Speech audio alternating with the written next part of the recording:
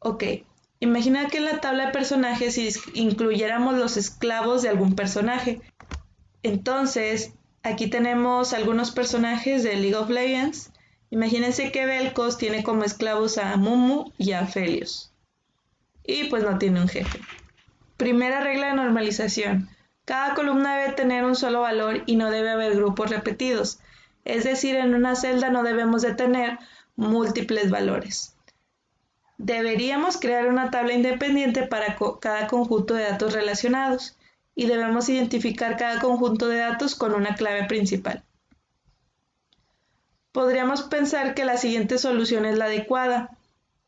Es decir, esclavo 1, ponemos todas las columnas de los esclavos que tenga. Pero para empezar no se deben de repetir columnas.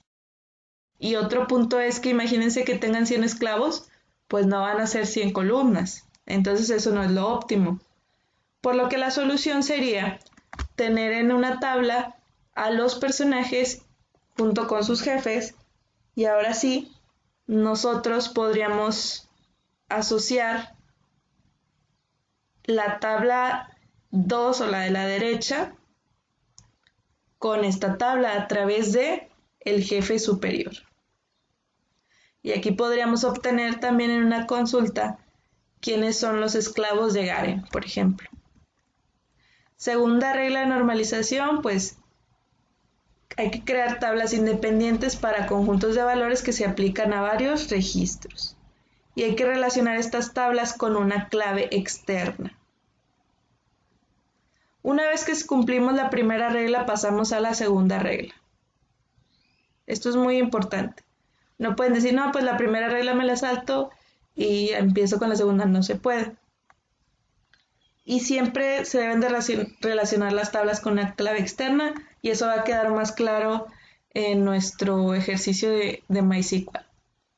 Por ejemplo, aquí tenemos que en el caso del objeto, tenemos asignado un objeto y quién es ese portador.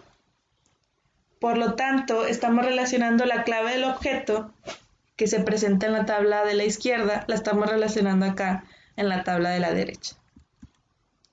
En cuanto a la tercera forma normal, indica que no deben existir dependencias transitivas, es decir, que las columnas que no forman parte de la clave primaria deben depender solo de la clave, nunca de otra columna.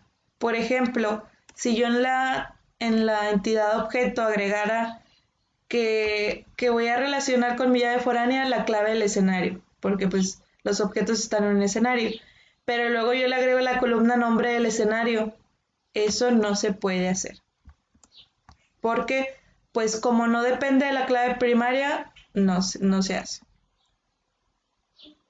Ok, vamos a implementarlo en un gestor de base de datos y vamos a ver todo lo relacionado a MySQL.